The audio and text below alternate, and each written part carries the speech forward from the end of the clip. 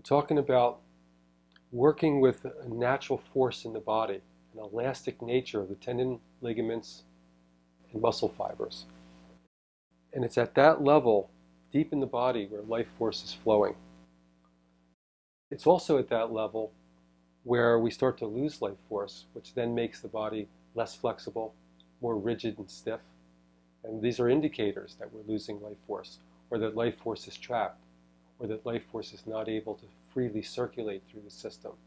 So we're using that as an indicator.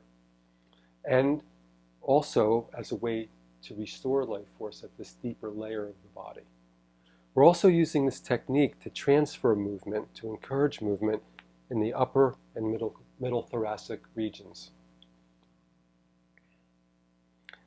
As we bring, in this case, the arm into traction, and you can see it's a very gentle traction. We're tuning in to the elastic stretch that's happening, tendons and ligaments, like a rubber band. Stretch, and then as we stretch to the limitation, you can feel the opposite force of recoil start to activate and want to pull the arm back into the body.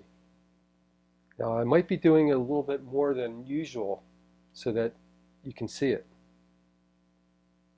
But it's a more subtle technique than an outright stretch like that.